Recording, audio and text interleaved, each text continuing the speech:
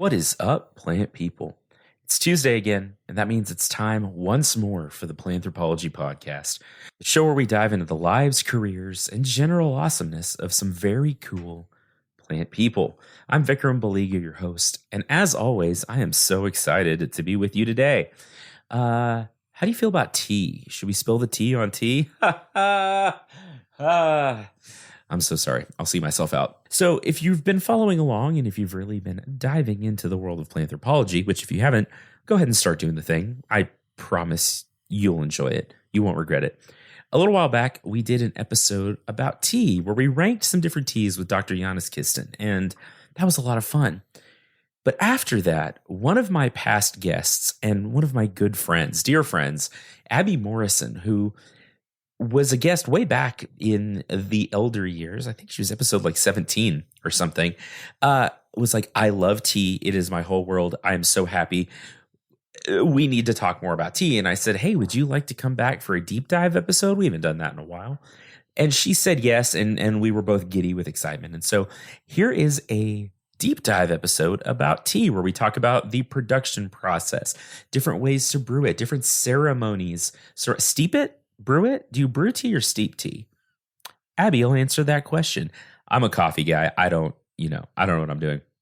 But Abby agreed to come talk to me and teach me all about tea. And it was so much fun.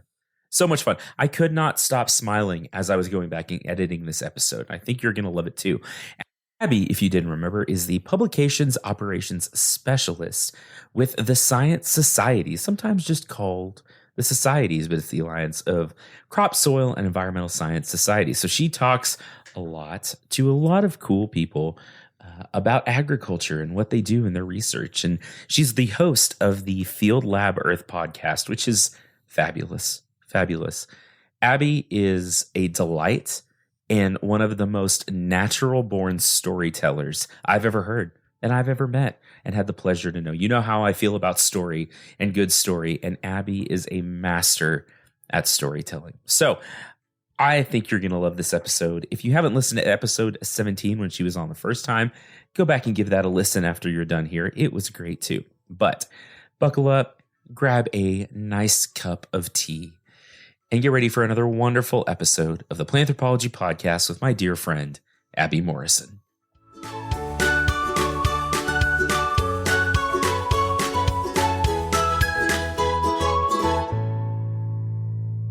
Abby, I cannot tell you how happy I am that I'm looking at your face and talking to you right now. How are you?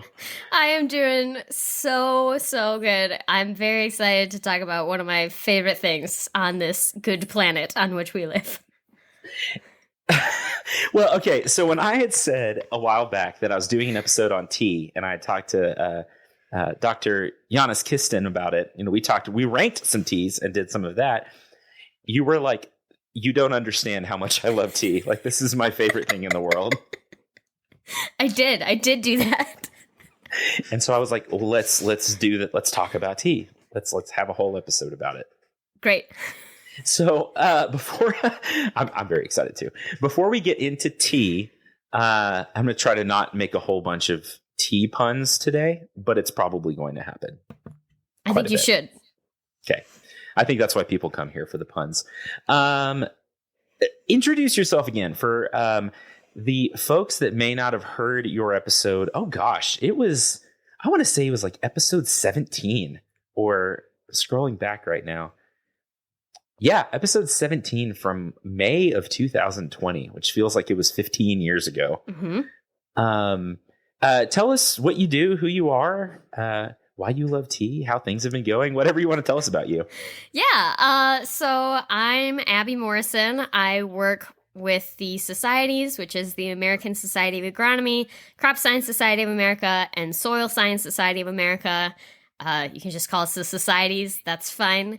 And I work in the publications department where I help authors get through the peer review process. And then I also run our podcast, Field Lab Earth, which is predominantly interviews with our authors talking about their research, past and present advances in agronomic, crop soil, and environmental science. Been doing that for close to 3 years now, maybe a little over. Yeah. So that's kind of what I do. And good memory on knowing the episode number from that long ago. I don't know why. I'm not sure why that stuck in my head, but I was like, I think it's episode 17.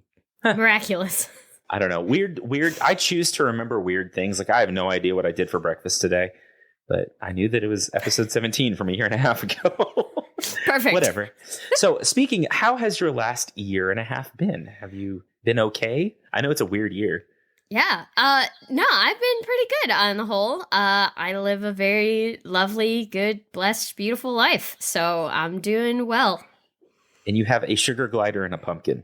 I do. I have a sugar glider. That's my fun fact for this episode. His name is Thor, and he is 10, and he is the light of my life. I love him very much. He's in a pumpkin pouch, not a real pumpkin. It could go either way. No, she was like, I need to show you something. And I was like, okay. And she holds up the cutest animal I think I've ever seen. And I was like, what am I looking at? Yep. It was wonderful. I'll post a picture when for those of you that might want to see a sugar glider. I'm sure you could Google that, but Thor is very cute. He's a good boy. So we're talking about tea today. And we've talked about tea in a couple of different aspects on the show. You know, it's production, it's consumption, just a little bit. But I am honestly not much of a tea drinker. Like I live in Texas, so I drink iced tea, sweet tea a lot. But I was like, before we started, I was like, I have to go get a cup of coffee so we can talk about tea today.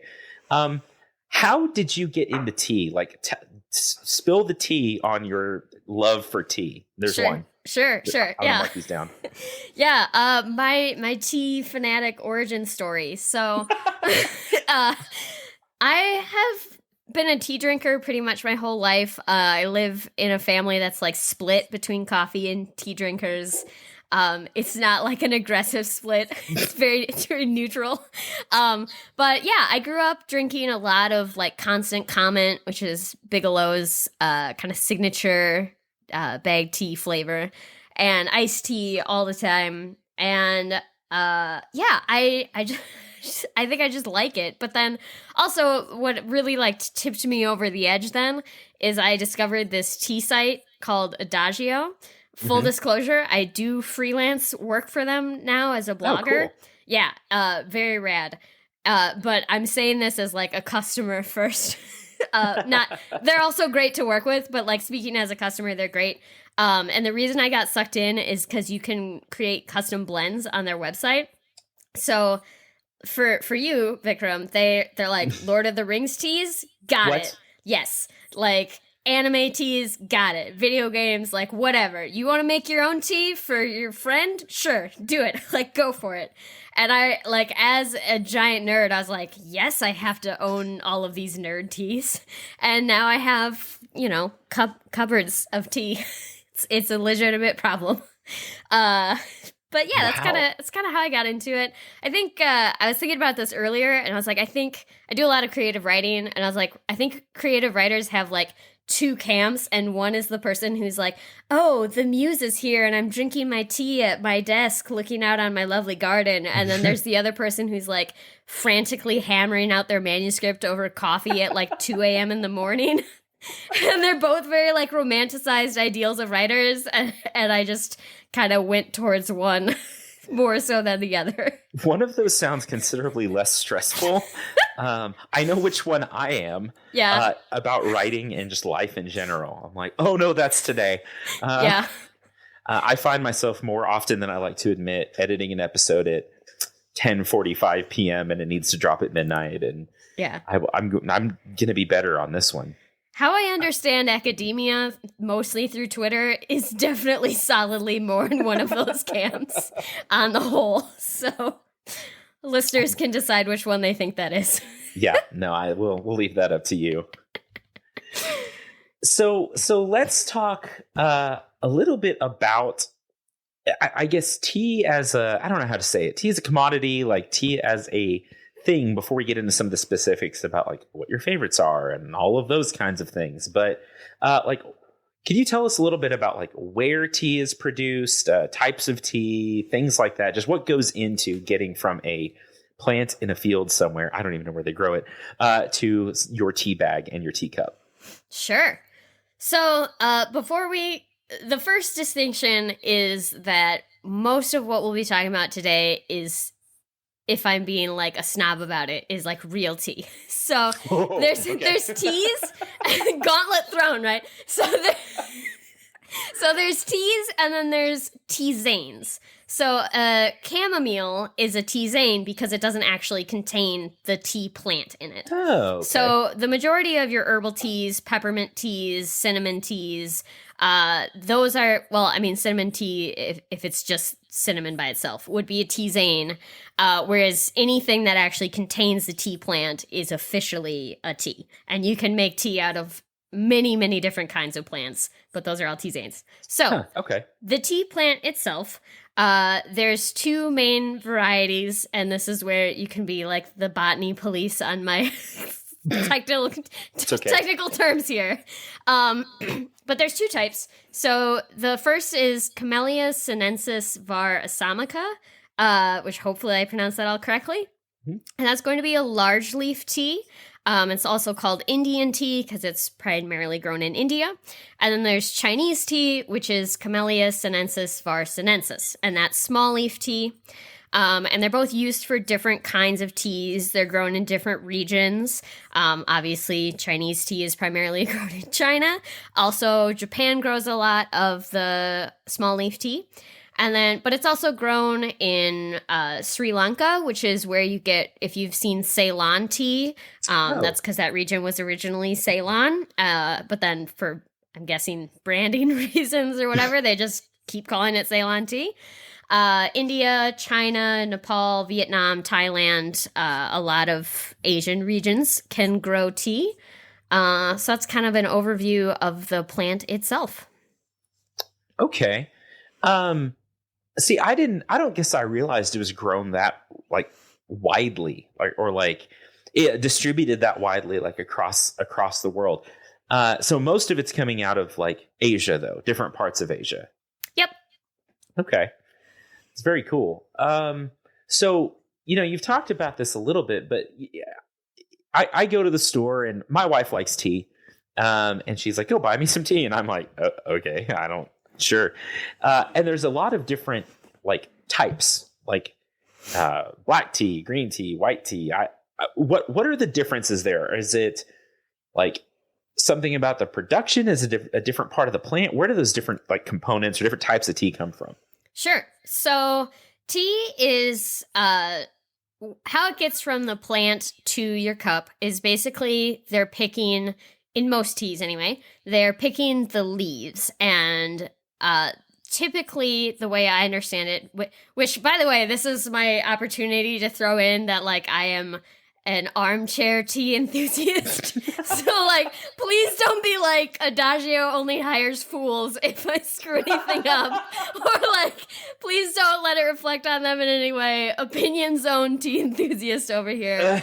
But generally the way it works, to my understanding, is kind of the closer you get to the end of the stem is more high quality tea leaves, because they're going to be smaller when they're closer to the end. So that's where you get terms like buds and tips.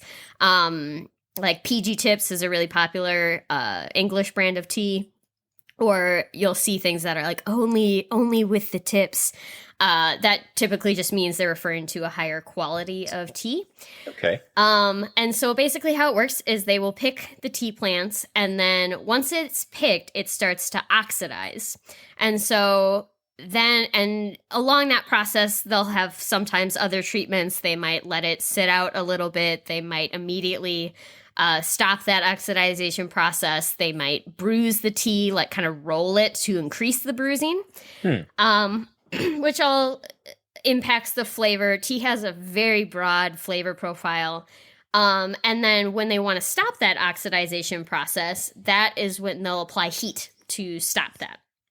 So the different types of tea that you have, from lighter teas to dark teas, are based on how long they've been allowed to oxidize, how much they've been bruised, anything like that.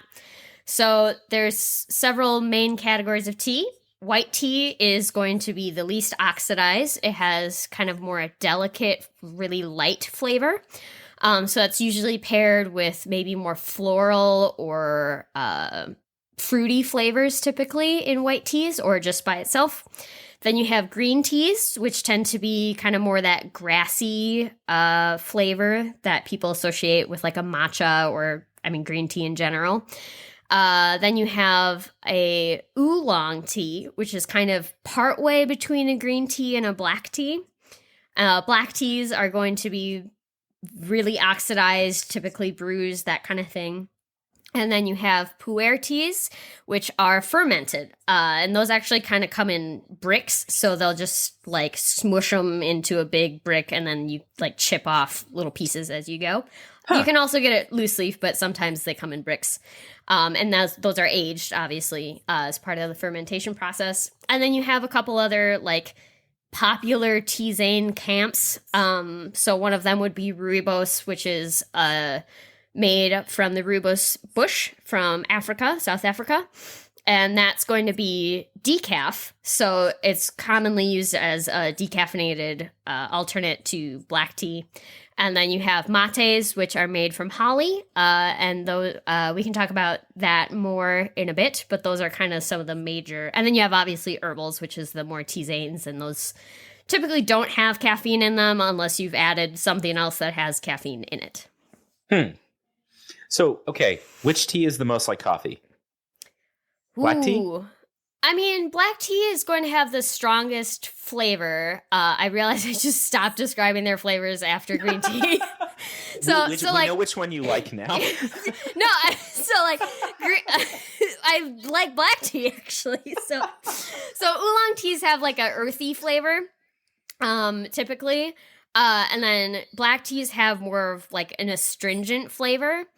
So like any strong breakfast tea, black teas stand up really well to breakfasty foods like sausage, eggs, that kind of stuff. That's why it's often used as a breakfast tea. And then a pu'er is going to depend on the tea. There's some on Adagio that they're like, it's got like a hay flavor, which sounds like, why would I want that? But it's so good. It's really good. Or it's like foresty and like mushroomy and earthy.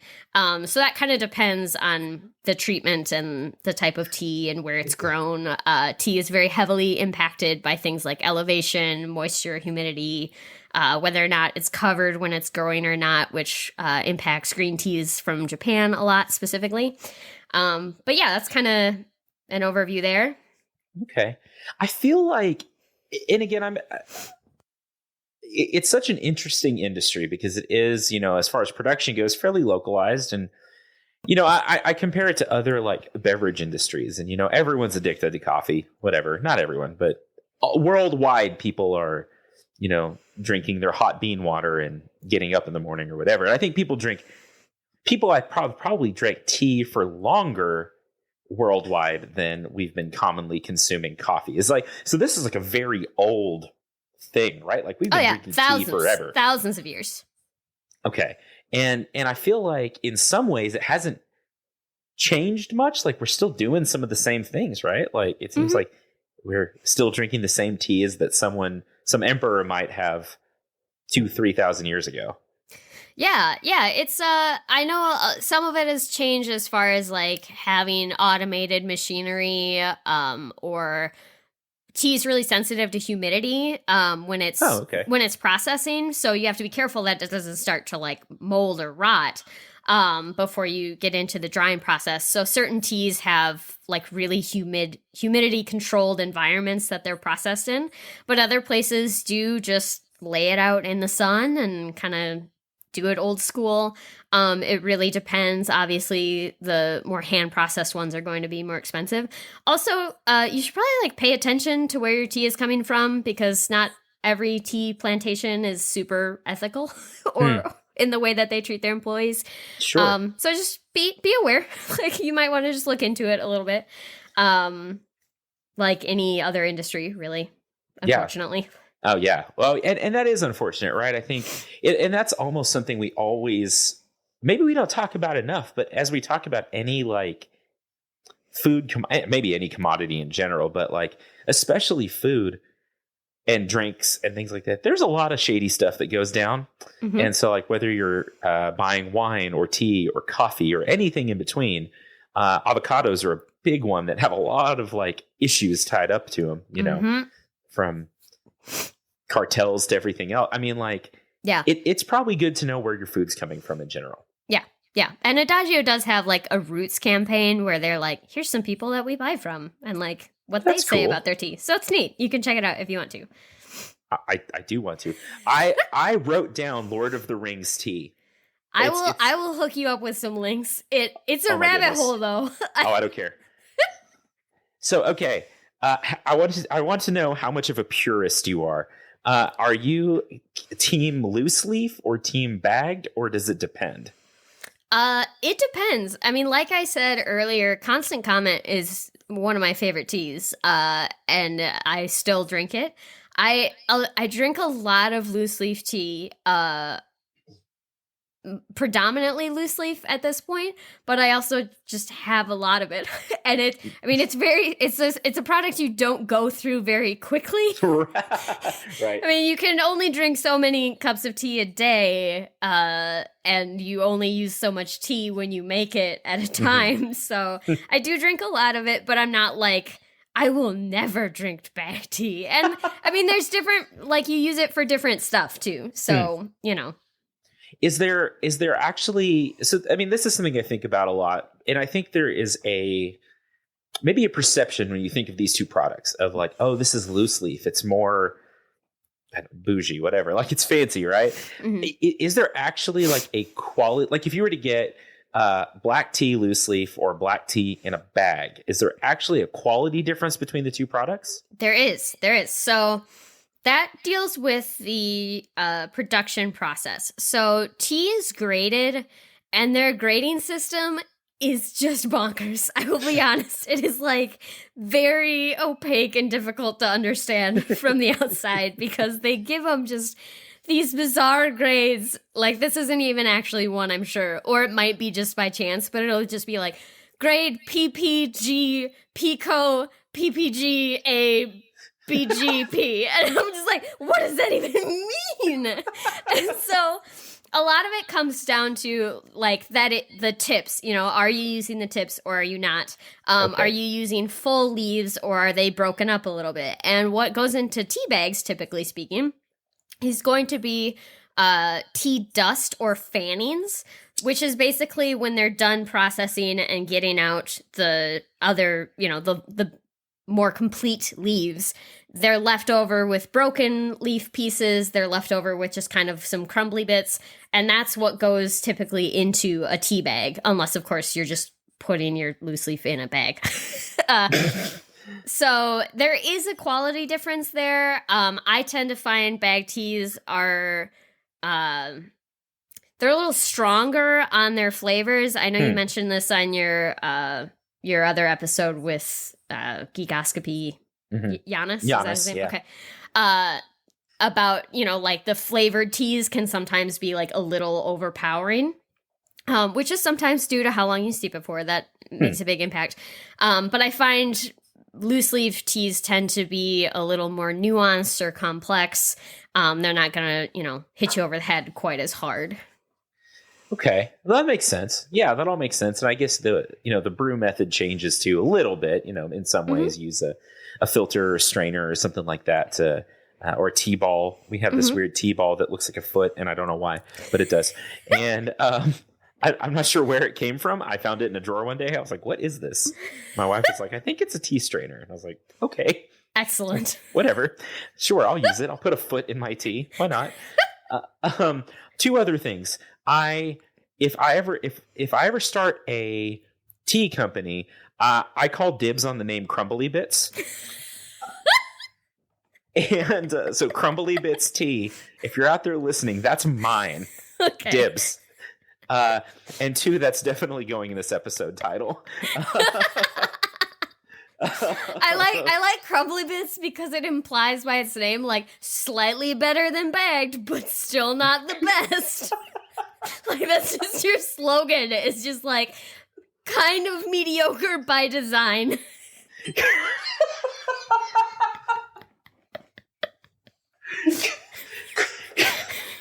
Crumbly Bits tea, we're very much okay. Yeah, exactly.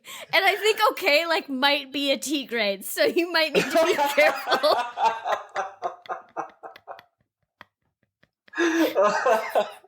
Oh my goodness. Okay.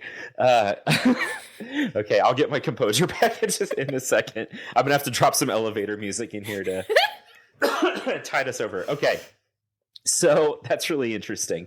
So you mentioned mates and some different like types of tea. You said they come from hollies. Like, that makes me think like yerba mate. Are there others as well? And can you tell us a little bit more about that? Yeah, so mate teas are yerba mate is kind of the king of the mate world. Usually when I see other things, like other versions of mate, it's usually just because they're adding a flavor of some kind or combining it with some such.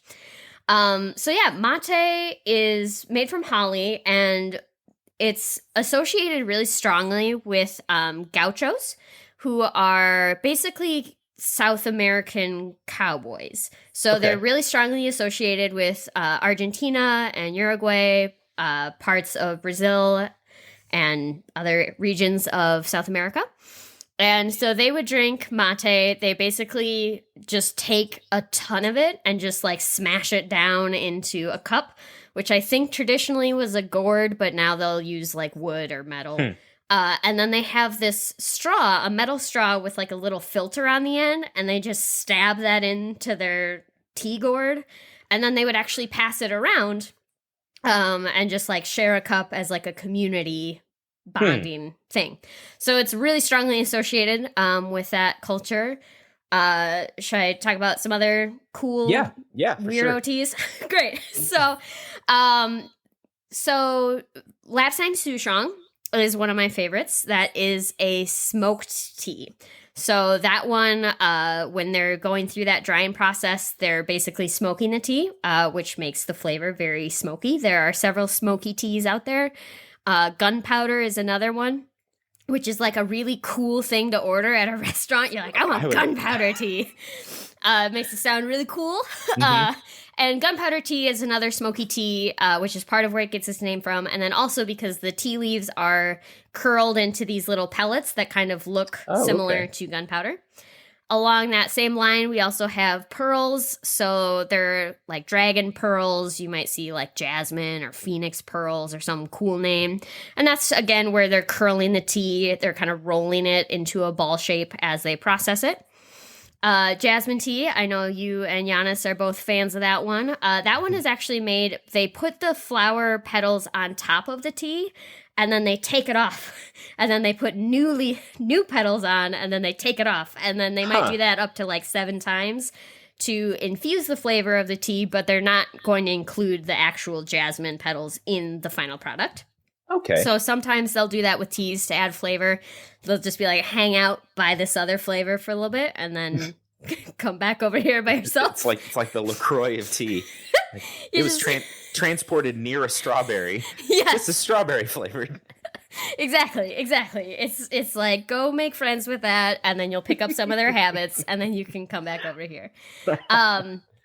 Japanese teas are their own like whole other shebang, which is really fun. So there's kind of a like family tree of Japanese teas. So in Japan, they're mostly growing the Chinese small leaf tea because small leaf teas are typically used for more of the white and green teas because they have kind of that delicate, more fine flavor. And then the large leaf teas, they're like, well, we're going to like bruise it and beat it up and cut it up and whatever else we're going to do to it anyway. So whatever, it's fine. So in Japan, they're using the small leaf teas primarily, and then they actually steam it.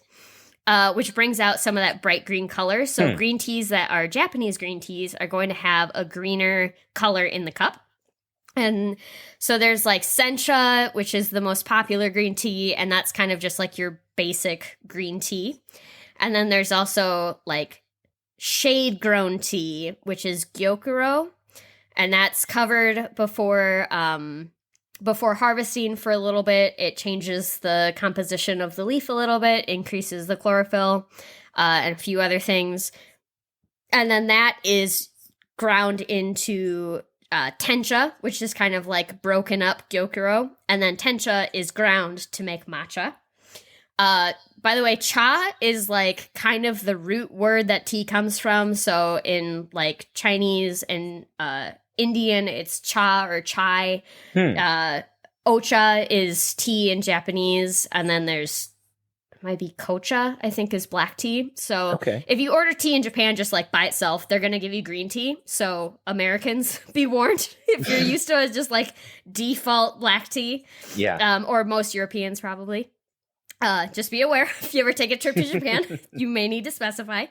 And then, so that's kind of the shade grown teas. And then the non-shade grown trees, you'll get sencha, you'll get bancha, which is like second flush or second harvest. Sencha is called bancha.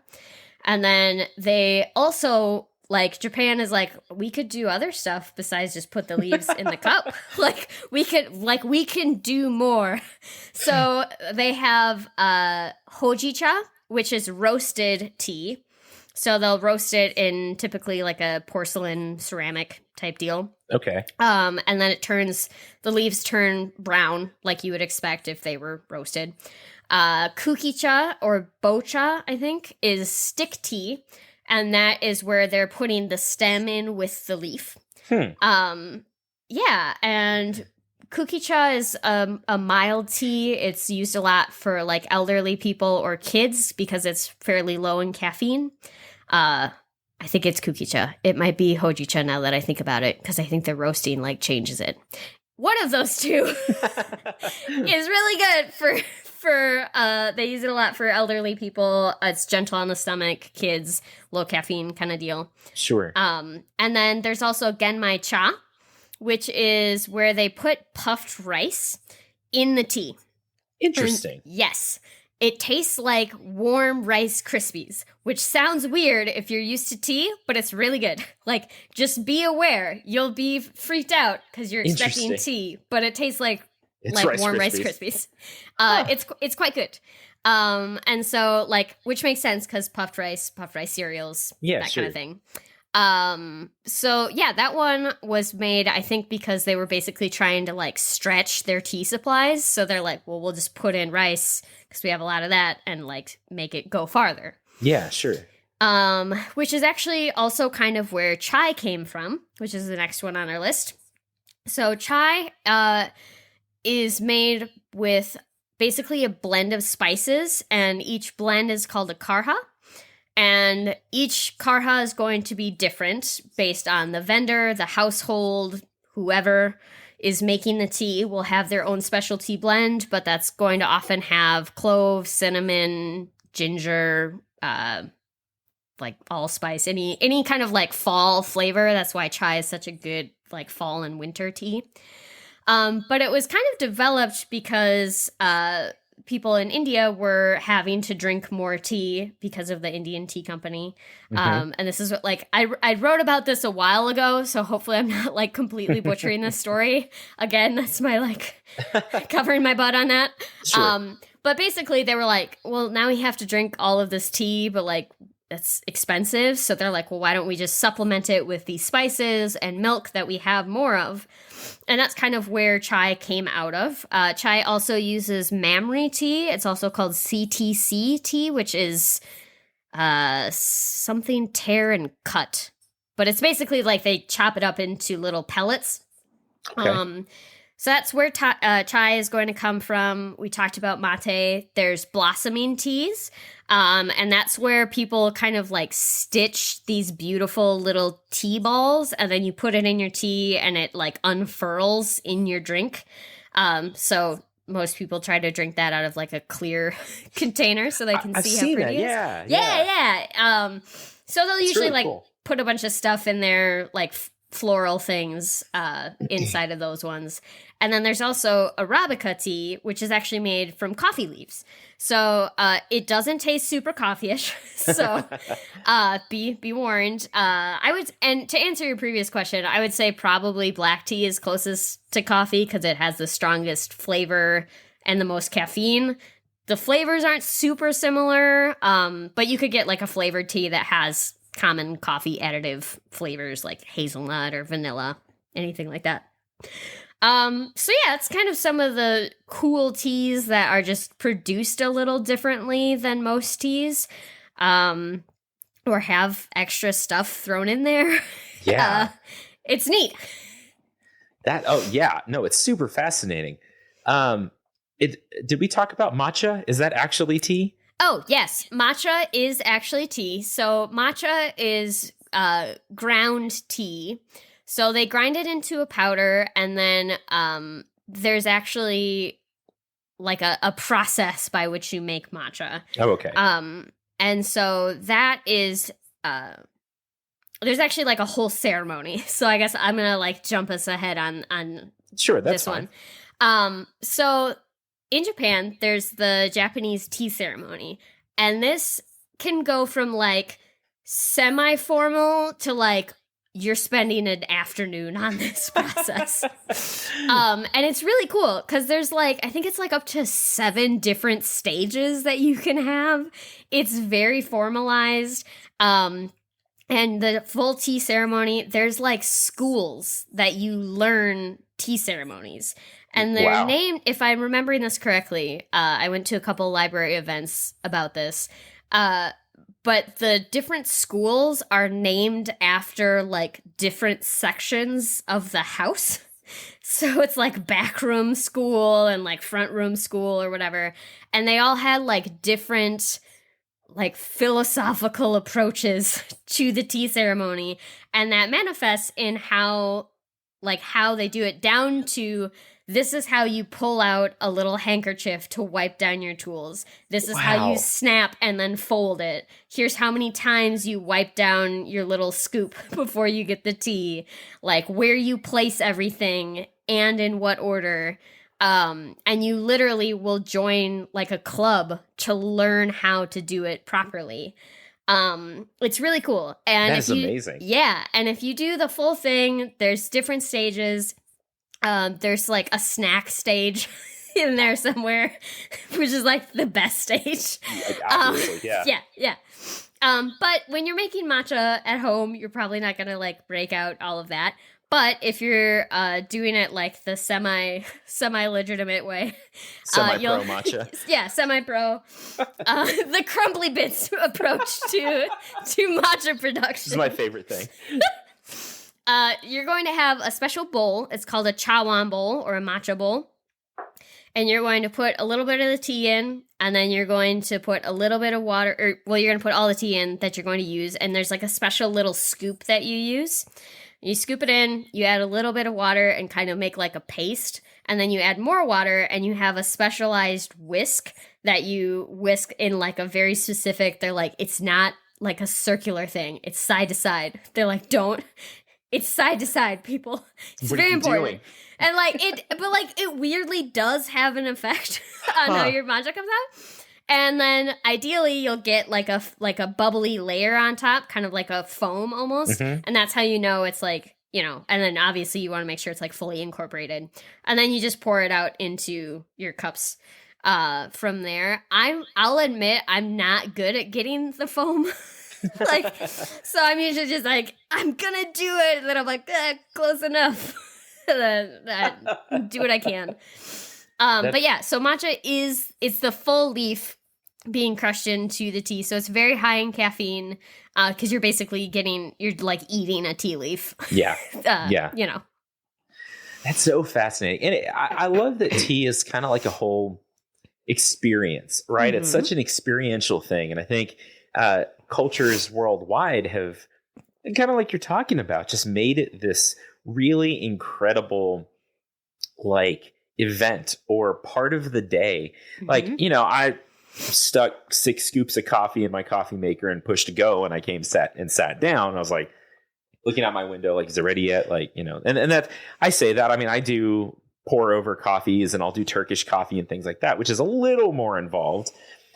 But I feel like there is so much culture and, whether it's spirituality or just like something to the process of tea being made, I think it's so cool. And I just realized you're drinking out of a Marvel cup. And I am. You're it's just my favorite Thor person. cup because of Thor, the trigger glider. It's all coming together. It's coming together. I love it. No, that's so cool. That is really fascinating. But hey, let's take a quick break, and then we'll be back to talk more about tea and tea ceremonies and rituals and everything that goes along with it. Well, hey there. Welcome to the mid-roll, everyone's favorite part of the episode. Actually, I genuinely hope that's not true. I hope this is no one's favorite part of the episode. But hi, it's me again. I just wanted to talk to you a little bit about where you can find Planthropology out there on the interwebs. So I'm on Facebook, Instagram, Twitter as Planthropology. If you head over to TikTok, I am at the Plant Prof for better or worse. You can find me there. If you would be so kind to look me up on Apple Podcasts or Podchaser or anywhere else, actually, and leave me a rating and review, I would very, very, very much appreciate it. I love reading them, whether they're good or bad or indifferent. I like getting your feedback, and I like being able to incorporate your thoughts into the show. So obviously, I would love a glowing review and a 5-star rating, but you can be honest. You can be honest with me. I can take it. My heart will go on, near or far, wherever you are. Anyway, so connect with Planthropology if you want to support the show. I am on buymeacoffee.com/Planthropology for the cost of however many American dollars or foreign dollars, I guess, you want to give me. I will probably literally spend it on coffee. So if you'd like to support the show, do that. But if not, that's okay too. Because I have the amazing support as well of the Texas Tech Department of Plant and Soil Science, without whom this would not be possible. So thanks so much to Dr. Ritchie and everyone at the PSS department for letting me do this thing and for being so supportive. So normally I'd play a trailer for you or whatever, and I was going to play one for Field Lab Earth for Abby, but I don't think she has a trailer yet. Maybe. I'm not sure. At any rate, I'm just going to tell you, go listen to the Field Lab Earth podcast with Abby Morrison. It's delightful. It's so good. She's a better interviewer than I am, and she is about 1 million times more prepared for every episode than I have ever been for anything in my life. So you will love Field Lab Earth. You get to hear really great stories, hear about really great research, and just get to hear more of Abby's lovely voice. So that's all. I hope you enjoyed this mid-roll. And back to the episode. Oh, I don't know. Any second now. Talking a little bit about like brewing tea. Like if you're going to go make this is maybe a big question, especially because of everything you just told me. But like, are there water temperatures that are better for different kinds of teas? I mean, I have a coffee pot that has buttons on it, or like a not a coffee pot, electric kettle. Oh my goodness. Words. Yes. Thank you. An electric kettle that has buttons on it. It says like green tea and black tea. And if I want one, I push the button, and I don't think about it any more than that. Mm-hmm. I would assume that would like affect the extraction of the tannins and all the different things that like flavor a tea. Is that accurate? I mean, yes. Yeah. Water temperature and brewing time is very important for tea. So the lighter the tea is, the cooler the temperature you're going to want. Okay. So black teas are typically made at a boil. Green teas are more like 180. And white teas can be a little bit lighter than that. Oolongs will fluctuate, and sometimes it depends on what tea you're getting and what the supplier says. Most suppliers will tell you, like, this is the water you should use and for how long. Please follow it if you want your tea to taste at its best. Because what happens if you have the water too hot is it's going to burn the tea and it's going to scald it. And that is not the best. And that's important not only for the water temperature, but also for the brewing time. Because Okay. a lot of teas are typically like 2 to 3 or 3 to 5 minutes. And again, that will vary too. Like bag teas, sometimes they're like just until you want it to be done. Like they're like however strong you want this to go. Herbal teas are similar in that herbal teas can often be, to taste. I am a frequent accidental overbrewer of tea, which will really get you if you're doing like a cinnamon tea or like a chamomile and you're just like, this is too far gone. So it does matter though. And a pro tip for you is if you want stronger flavor, don't steep it for longer, increase the tea leaves. Because otherwise you're just gonna burn it, not increase the flavor. You just need to add, twice as much tea or whatever, 2 bags, whatnot. Okay. Fast. So for someone like me whose brain doesn't work, and I'll start a cup of tea and then go like mow the lawn or do literally anything else. And then come back an hour later and I'm like, crap. Should I know which one I do, and I want to know which one you think I should do. Should I 1, throw it out and start over, or 2, pop it in the microwave? I mean, I thought for sure you were just going to say drink it anyway, which is usually what I do. It's just it's fine. Yeah, it's whatever. I think it depends. I mean, because some people are like, I want tea that is just completely scalded, and they're super into that. If it's cool and you want to heat it up, like you can for sure do that. As long as the tea bag is out, like changing the temperature isn't really going to change the flavor. Okay. That much, in so much as like most things that are cold like need to warm up a little bit for their flavors to come out a little bit more. That's why iced teas are typically brewed a little stronger, or they can be, or brewed for longer. So it's not really gonna like fix it if you've already burnt it or scalded it, and adding water isn't necessarily going to like it might help dilute it a little bit, but there's not really a way to go back. I'm not super fancy as a human, so I'm usually just like, it's fine. Like I don't want to waste it. So I usually just drink it anyway.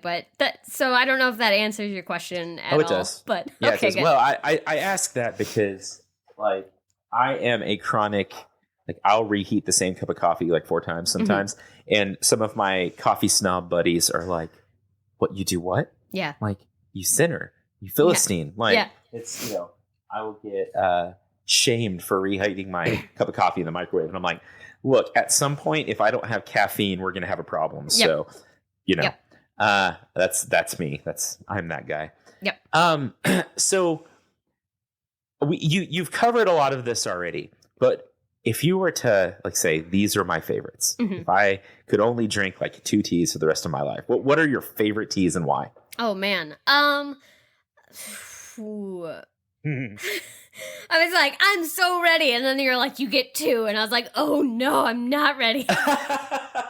Okay, it can be a couple. However many you want. A few. Okay. So I'll be honest.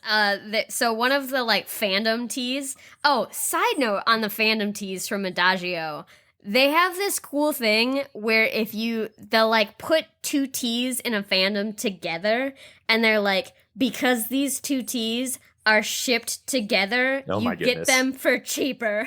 So they're just like, whatever your favorite ship is, like put it together and you can get a discount. And I love it so much. That's awesome. It's very clever. But anyway, so there's actually like a fandom group for a show called Fruits Basket, which is an anime, and don't anybody judge me.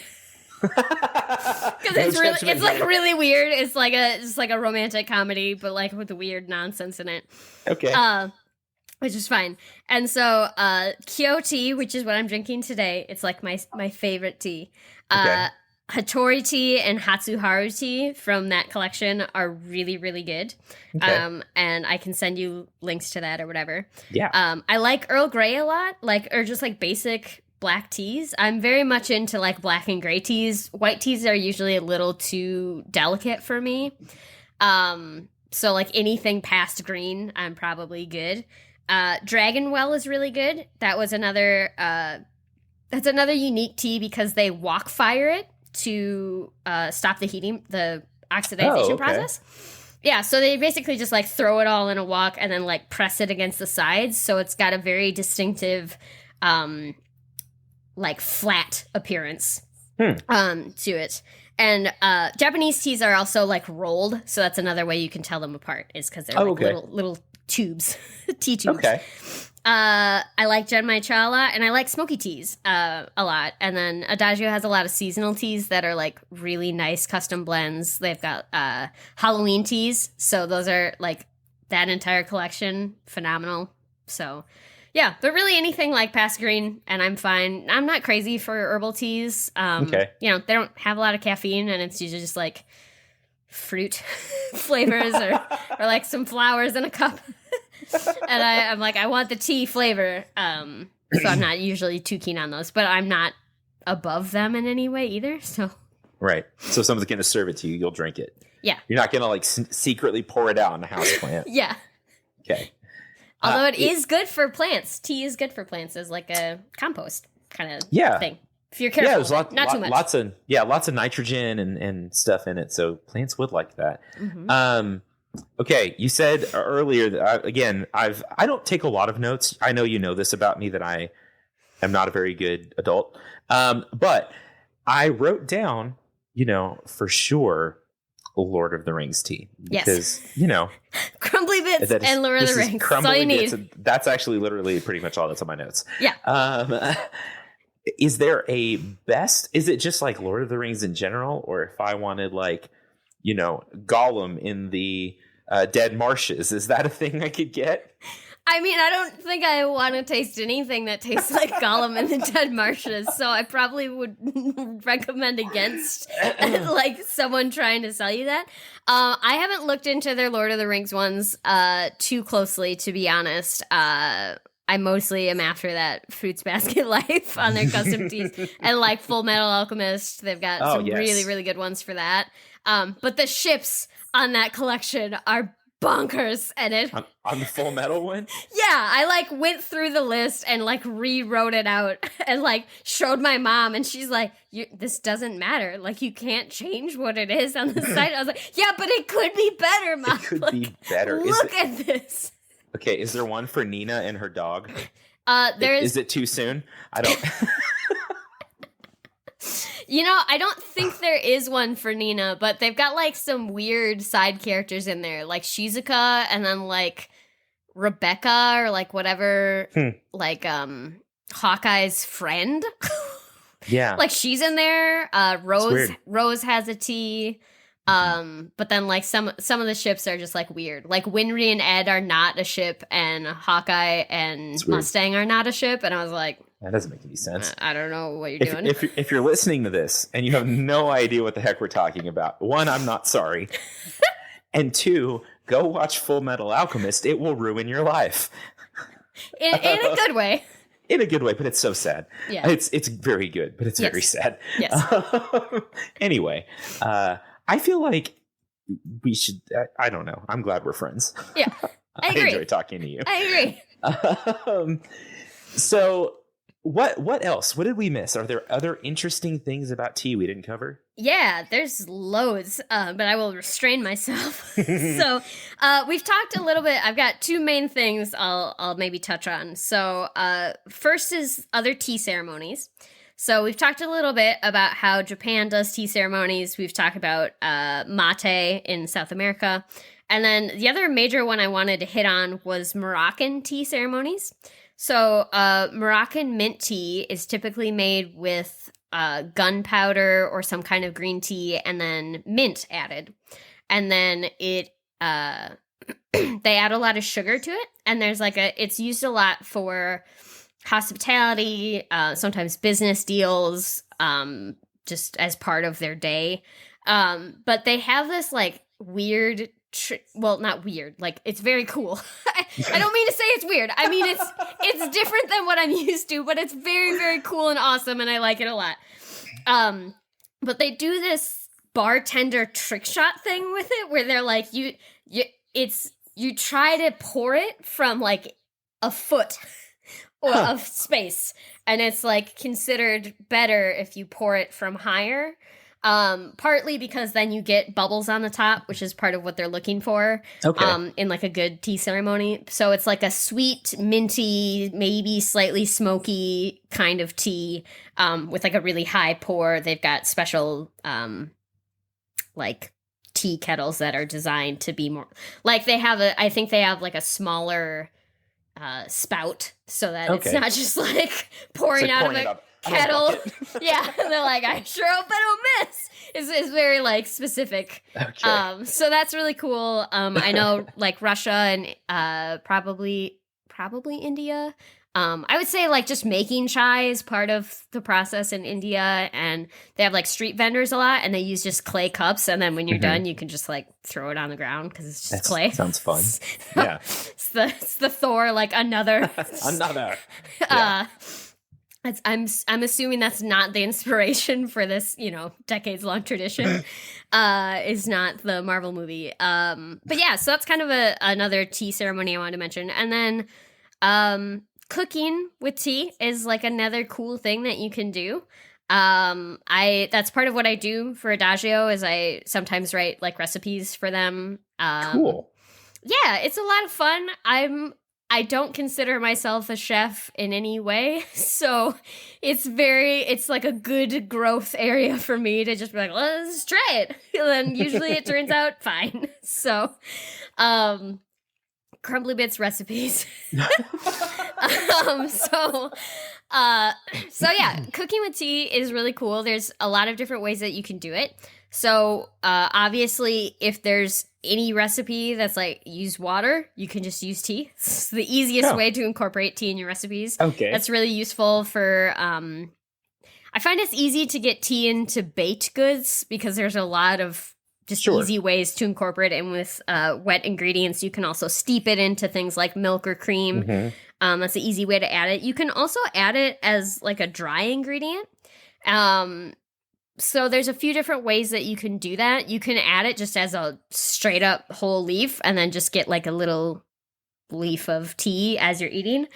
You can do that in like a pie crust. I recently did that and it was pretty good. You can also grind it up, which is like matcha. If you want to turn any baked good into a matcha baked good, just add like 2 tablespoons. Maybe teaspoons. I would have to look back. Try them both. Those are very different amounts of matcha. I think if you're listening, you should just like go with whatever you have. Just dump in as much matcha as you can possibly get in there. But it's really fun. It's good for Halloween baked goods. It's really good with raspberry and white chocolate if you're like not too keen on the matcha flavor. That's an easy way to like temper that grassiness. But yeah, I really enjoy cooking with tea. Just like a note on if you're just throwing the tea in there, just be aware of like what else is in your tea. Like tea itself is edible, but like if you have a chai that just has a straight up clove in it, you don't want to like bite down into a straight clove in your cake or whatever. So just be like aware or grind it down. If there's anything in there that you're like, if there's fruit in it and you don't want a stem, use good judgment in your ingredients. Yeah, absolutely. But yeah, that's pretty much it. Iced teas are pretty easy. You can make any tea into an iced tea. There's a few different ways you can do that. You can brew it at like a higher strength and then add ice because the ice will melt and dilute the tea flavor. So you just brew it stronger to start. You can just make it normal and put it in the fridge if you've got time. There's sun brewing, which is like the Lipton does that a lot. They have special bags for sun brewing. I haven't looked too much into the science of it yet, but it's cool. Yeah. And yeah, that's pretty much how iced tea works. It's pretty straightforward. All right. I'm currently, as we speak, looking at one of your tea blogs on the Adagio website. And I'm going to have to make, and all of you should go home and make, a campfire s'mores milkshake. Because, oh my God, this looks delicious. It was real good. Okay. I was proud of that one. 1 cup of campfire s'mores brewed at 3 times strength, 2 scoops of vanilla ice cream, 1 scoop of chocolate ice cream, graham crackers and marshmallows, and a creme brulee torch. I love this so much. Yeah. Oh, and that's the other thing about cooking with tea is usually you'll want to brew it. If you're using it just as a tea or steeping it into something, it's usually advisable to like brew it with extra tea in it to make sure that it can stand up to the other flavors because it's pretty easy to wash it out as a flavor. So I usually do like 3 times as strong. Okay. Well, I have found a new thing to spend my time doing is making tea milkshakes. I'm really excited. I'm so glad I could send you down this path. Oh, I'm so happy. I'm so happy to walk right it with you. That's amazing. So before we start wrapping up, do you want to plug your podcast a little bit? We talked about Field Lab Earth a little at the top, but I'm curious just to hear, like, where is it now? Where's it going? What cool people? You talk to some really cool people. I do. And like, what are you excited about, for the next year of your podcast or whatever? Yeah. So as I mentioned before, we do a lot of work on agronomic, crop, soil, and environmental sciences. We do a lot of interviews with people who publish with our journals. So that is always great. I love talking to researchers. They're very chill and very down to earth and very nice people. They're really cool. So thank you to any guest who is listening, and you should be because Planthropology is also great. Also, you were on our show. So I enjoyed it. Yeah, and you will be on our show again in future. I should publish some stuff, and then I'll have something to talk to you about. Well, also for Halloween times. Spoiler alert for next year. Yeah. Speaking of Halloween times, which is one of my favorite times, this year we're going to have Paul Chomo from the Varmints podcast on. Yeah. So that'll be obviously coming out pretty soon. We're talking about boll weevils and how America was just like, no, thank you. You're not allowed here. Get out. Pretty much. So that's a lot of what we're talking about for our spooky agricultural pest this year. Awesome. We're going to be on YouTube soon. So we're working on getting those videos ready, getting all the assets, the thumbnails, the special descriptions and whatnot. So I'm really excited about that. We're going to have the chief scientist for the Food and Agriculture Organization of the United Nations on. That comes out tomorrow as of when we're recording, not whenever this will post. Yeah. So that's going to be really good. We're going to be talking about like roadside grasses affected by salt, which as a Wisconsin, like that probably doesn't impact you at all, Vikram, but as a Wisconsinite, I'm like, I know this. I get it. So I'm very excited about that one. But yeah, we've got some great ones coming up. We're going to do Clean Water Act anniversary next year. Oh, cool. Some stuff about urban agroforestry, which is a super cool topic. So yeah, I'm really excited to get on another platform, another place for listeners to find us. As always, our guests are wonderful and excellent. And yeah, we're just plugging away. That's really cool. And it's a great show. I really enjoy Field Lab Earth. I've been a longtime fan and a longtime listener, and it's great. It's really great. Thank you. I enjoy your show very much as well. Oh, well, thank you. And if you have not gotten enough of Abby's just wonderful delightfulness, like, you should definitely go listen to Field Lab Earth and go back and listen to episode 17, which for whatever reason I remember. What else? I think we covered most of the things. I don't know. I mean, we covered Lord of the Rings chat, which was on your list, but you also mentioned dad jokes, and I think we've only had one T-pun, so I know. This is your call out. I'll have to, and I can't think of any now. We'll figure it out. I'll put them all in the... It's very easy to make T-puns, like, because you can just replace a lot of sounds with T, like re or D, like T-licious, or... Like I do a series called Personalities. That's just all about like specific T's. Like, that's wonderful. I think that our Crumbly Bits discussion stands in for a couple of dad jokes. All right. I think that was a good one. Again, and if you're out there listening, just brace yourself for all the Crumbly Bits merch that is going to hit the internet anytime soon. Yep. TM. Yeah, we can say puns for like the social stuff. So you should follow us both on social. We're at Field Lab Earth. I forgot to mention that on Twitter, but that's where we are. Okay, very cool. Very cool. Anywhere else we can find you, or is that the main place? I mean, that's the main place for social stuff. The societies and all of our journals have their own Twitter accounts. So if there's one journal that you're like, I love every episode from this journal, then you should go follow that journal and keep up with them. But as far as where you can find the show, we're pretty much everywhere. YouTube's like one of our last final frontiers to conquer. Yeah, I haven't broken into that either. I keep thinking about it and keep balking every time. I'm like, I don't want to.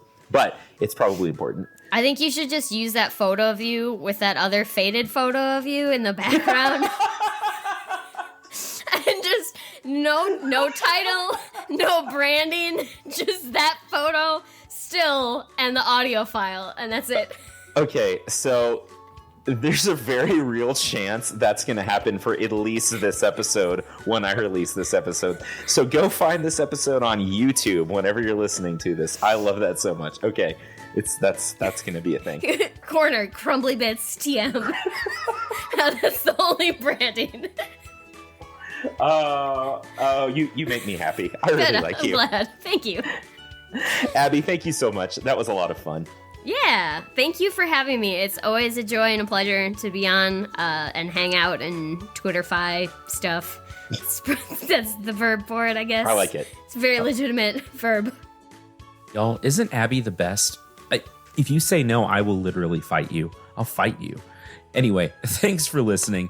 You know that I love you folks and that you're the reason that this is so much fun to do. I hope you'll go check out Field Lab Earth and Adagio Teas and look up Abby anywhere you can because she's great and everything she does is great. Thanks again to the Texas Tech Department of Plant and Soil Science.